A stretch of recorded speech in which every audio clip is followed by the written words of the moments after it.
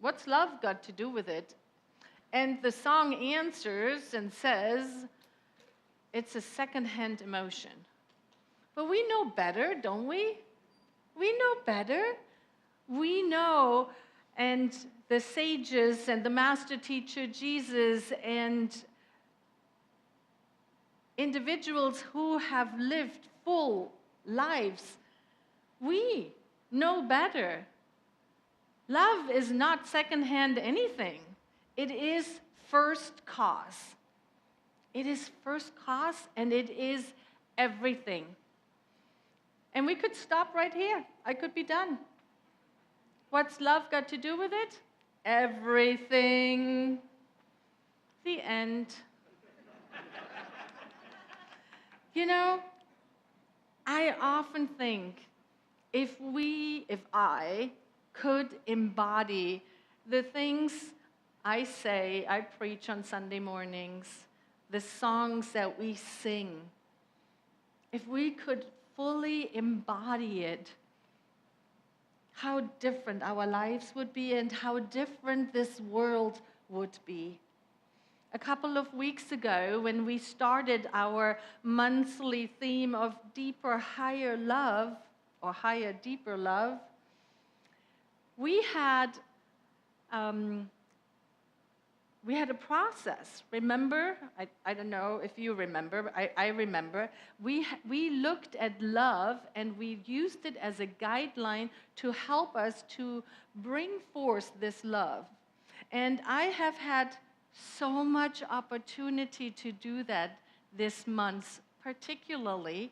And I'm going to invite us all to do it one more time together. And to make this powerful for your experience, I invite you to come up with,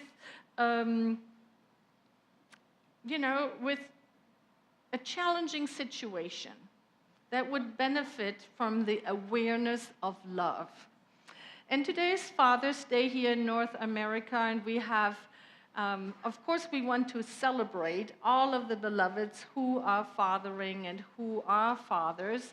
And this experience, I'm going to invite us to think about our Father. Our Father, the person, the beloved who gave life to us. And often, those relationships, that particular relationship, just like the relationship with our mothers here on planet Earth, are full of that love that we heard in the reading earlier, right? The messing up and where we have to come back together and where there's a lot of forgiveness and messiness, and there's messiness. They brought us up. And so wherever you are in your relationship with your Father, I invite you to bring that forth as we go through this exercise, if there's challenge around it, or if any other relationship that comes up that has challenge or circumstance that you would like to bring love into. Okay, breathe in. Give me a little hand sign when you have it online. Yeah, a couple people. And so we are going to go through the acronym of love. Everybody has their situation they want to bring love to? Okay, you can close your eyes if that's comfortable. And the L stands for allowing, for letting the divine flow breathe in, come into our experience. That's what the L stands for. Letting go of any circumstances, challenges, limiting beliefs around our relationship with our Father. We see beyond the person into the essence of the divine. And that brings us to the O. Feel yourself opening to the divine flow that is always available right where you are. Allowing our breath to guide us into this precious opening. And we come to the letter V. Notice the tingling vibration of love, this frequency that often brings forth a smile in the very center of our being and allow it to vibrate out through you. And infuse this situation, this relationship with the vibration of love. And finally, when we do this, we find ourselves embodying love. Just bring an image of the situation to your mind's eye. See it infused with love and hold it. Just hold it.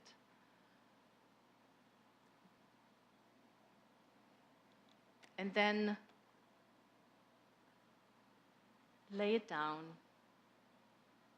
Make your way back into the awareness of your physical body right here, right now. Let's take a breath. The more we do that, beloveds, the more we are willing to truly embody love, not just in the moments when it's easy, but in the moments when we are stretched. The easier it gets. The easier it gets, so that hopefully at some point when something shows up that triggers us or gets our attention, we can jump right to, oh, I know love, which is a synonym for God, is present here. So let me go through those 4 stages so I can come to the embodying.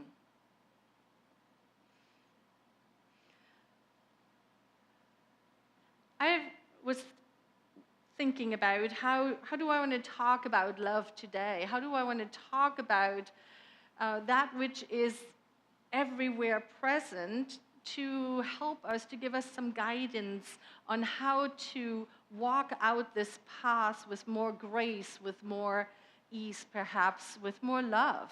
And you know what story comes to my mind? It's the story of the prodigal son. And for a moment, let's just let go of if we believe that that is how it happened, and just see if we can glean the teaching, the metaphysical meaning out of this story. You might remember it is one of the master teacher Jesus' most beloved parables.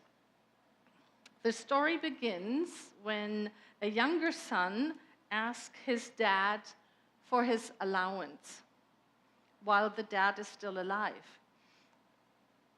Now, in that culture at the time, that was an insult. Essentially saying, I would like my money now, and then take off. However, the father grants the request, and this young man leaves home and he travels to distant countries where he spends everything he has in reckless living. And eventually a famine strikes and he finds himself destitute, hungry, and alone. And I'm going to pause here. Check in with yourself. Have you traveled to far countries? Have you felt yourself destitute, hungry, and alone? In this teaching, we call that the dark night of the soul. Although I think it's more the dark night, it's more the dark months of the soul. I never had it just from 10 p.m. to 6 a.m. Did you? No. Took me a little longer to get through those. But we can relate to that, right? We can relate to feeling so distant from the source, from the warmth, from our home, from who we are, who we know ourselves to be at the very center of our being, that we feel hungry and lonely.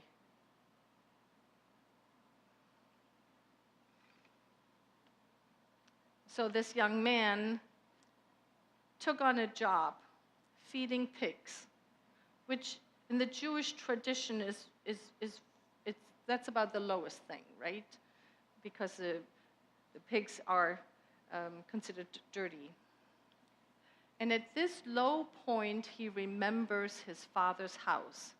He decides to return home, not expecting forgiveness, but just to come and ask for a job and being willing to be one of the hired servants. And this is what happens. As he approaches the house, the father sees him and runs towards, welcoming him with open hearts, with an open heart, with open hands, and says, "We are going to have a feast. We are going to celebrate you, for you have been dead to me, but now you are alive." And he was clothed, and a ring was placed on his finger. Now, I don't know if you have ever had that experience when you messed up. And when you found that courage within to face the people you have hurt, the people you have disappointed, and to be welcomed with open arms. Have you ever had that experience? Yeah. That, beloveds, is how I feel the divine is just waiting for us. Source is just waiting for us to turn towards it. However long we have been gone, however messed up we have been, always the divine says, "Welcome, I am so glad you're here." That is the message. That is the message. Of course, there's a lot of symbolism in this story, right? The younger son, it represents that part of us that believes that we can be separated from source. I'm teaching the foundations class right now, and every week we look at ways to remind us that there's a place within us that has never been hurt, that has never been damaged, that is of the divine, and that's always available to us. And it is up to us to say yes to it. And that's the work. That is the work. The famine in this story represents that when we get caught up in looking for love out there, we come up empty. The only place we can find that fulfilling love to drink from the living waters is within. That is why we invite all of us again and again to turn within. And it's interesting that when the son comes home, it's always talked about that he comes home. It's not said that he comes to God. It is said that he comes home. And what does that mean? For us to come home to ourselves. And yet, that is not the end of the story, because there's also the older brother, the one who stayed at home, who worked. And you know what his response was? Very human.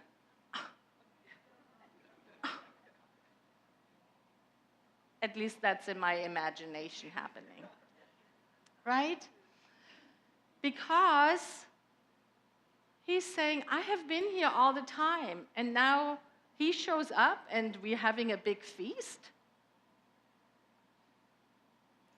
And so I'm thinking about that, and what it really represents is that the Father, who is a representation of divine love, loves both of his sons equally, but in different ways. He helps both of them to realize that there's no limitation to divine love. And so the younger son learns that we can discover that love even after we made mistakes, even after we have veered off of whatever direction we had hoped for our lives. That is what the younger son is learning.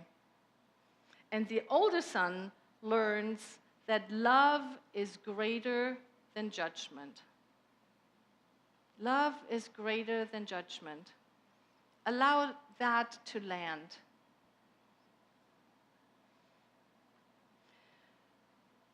Divine love is never a reward for good behavior. It is rather the very nature of the divine. If we can take one thing away, it would be that love is not a reward. It is. It simply is. And it is available at all times. We do not return to the love of the divine, but we simply awaken to the fact that it has never left us. We just didn't have access to it. And that is always when I think about, we can talk about love as much as we want to, but where it really makes a difference is when we embody it, when we feel it, and when we bring it into our everyday life. And the only way I know how to do that is to practice, practice.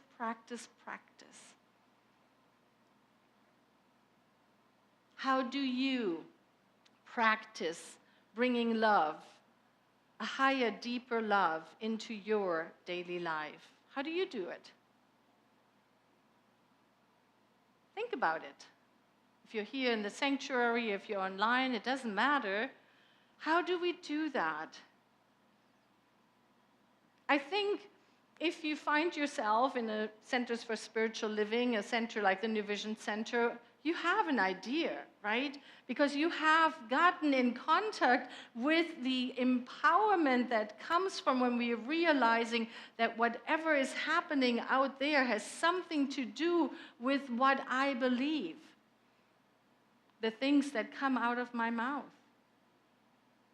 And yet, there is an additional step to really step into it and to embody it and to practice it and to do it. I love that reading that Ralph shared earlier, where it says we have everything we need. We need to stop putting labels on love. We need to stop looking for unconditional love. Because what can be greater than love, which is a synonym for God, which is all there is? It's just love. And it is messy. And I love that line where it says, love only asks us to show up and do our best. That's all. Show up and do our best. And then you shine and you fly and you laugh and you cry and you heal and you fall and you get back up and play and work and live and die as you. That is the assignment. How can we be fully me, I, however you would say that, grammatically correct? Myself. Thank you, Larry. Right? That is what the assignment is. We are asked to be ourselves. And it's not always easy, you know? It's being vulnerable. When I'm here on the platform and I can feel tears rising up, it's challenging.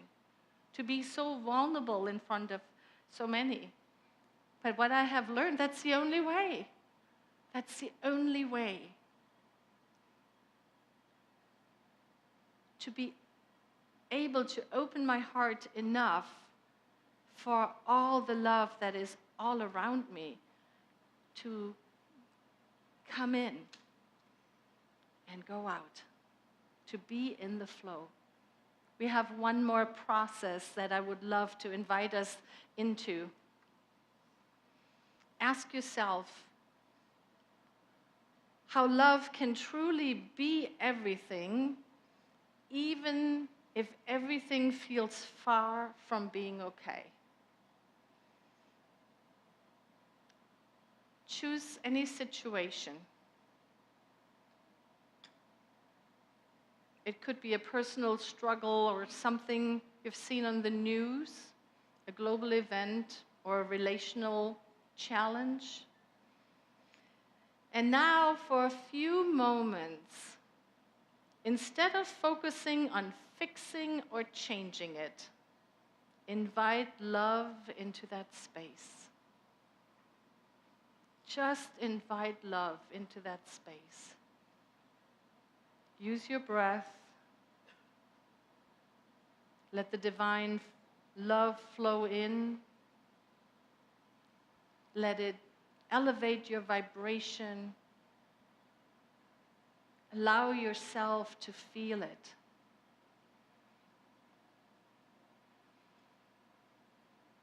Love is as readily available as the air that we are breathing. There's nothing we have to do to earn it. It is always given.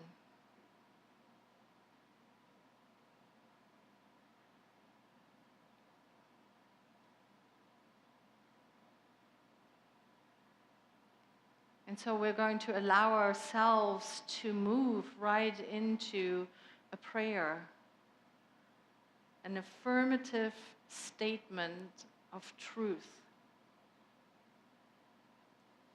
where we start by realizing that God is truly all there is. Love is all there is. We recognize it as harmony and peace, as joy, as beauty, as power.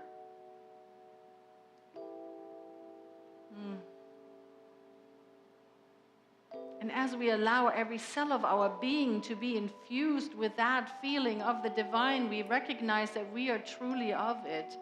There is no place where God is not, so I am. I am the divine made manifest. And as this is the truth of myself, it is the truth for every beloved. And so we bask in this truth, we bask in this light, we bask in this realization that all is truly well. God is, I am, we are. There's nothing more that we need to do. And so we make our way home to the very center of our being, regardless of what the circumstances are of our lives. We allow ourselves to be welcomed here,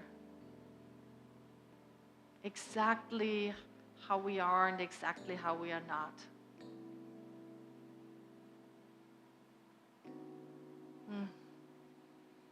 And we feel the gratitude rising up, the gratefulness for all the good, for the realization that there is truly only one life, and that life is our life now. And so we expand our awareness to bring love into every situation, into every moment of every day. Thank you, life. And so it is.